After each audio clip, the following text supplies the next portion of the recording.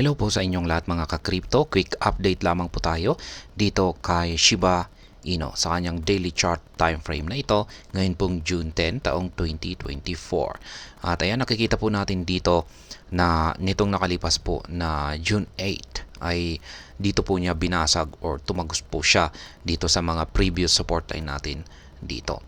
At kahapon ay sinubukan po niyang bumalik.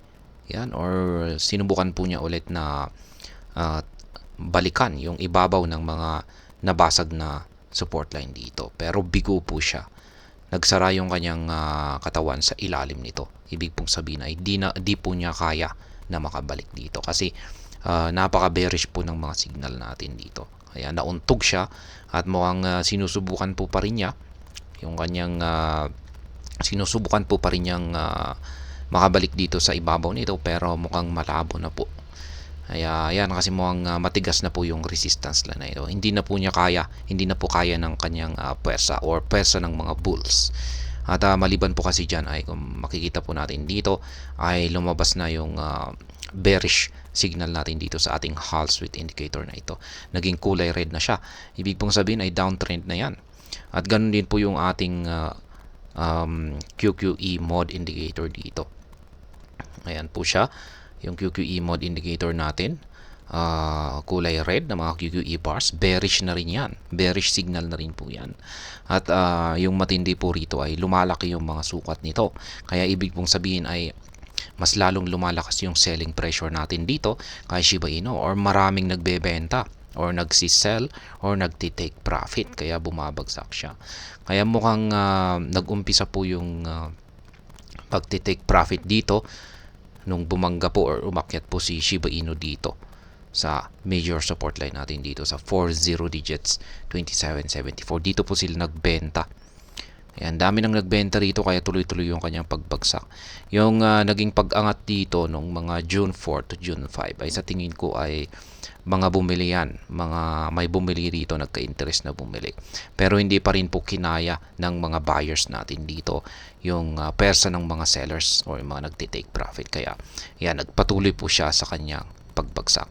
At mukhang ngayon ay posibleng magpapatuloy pa siya sa kanyang pagbagsak. At posible pong umabot hanggang dito sa sunod na minor support line natin dito sa 40 digits 2018.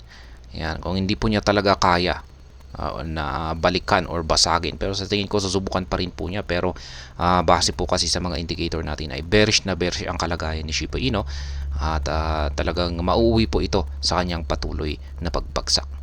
Kaya dapat ay meron po tayong nakaabang rito na isang buy pending order dito sa 40 digits 2081. Kaya ayan, yung ibang mga live spot trading positions ko po rito ay ayan po sila. Ayan, meron akong tatlo na live spot sell pending order po yan, or mga take profit. Yan, yung mga kulay yellow arrow signs na yan. Yung mga kulay blue na arrow signs naman dito ay mga buy pending orders ko po yan. Ito naman po yung aking mga previous trade nitong nakalipas lamang po na June 4. Ay bumili po ako rito sa minor resistance line. Yan, minor resistance line na ito. Nung bumagsak po siya sa presyong ito, 40 digits 2359. At yung latest na take profit ko naman ay dito nung umangat po si Shiba Inu sa major resistance line natin dito sa 40 digits 2774. Kaya yan, malaya po ninyong kopyahin or gayahin yung aking simpleng paraan sa pagtitrade dito kay Shiba Inu. Yung mga ginagamit ko palang mga tools, platform dito sa pagti-technical analysis kay Shiba Inu, ay check na lamang po ninyo ang description ng video na ito.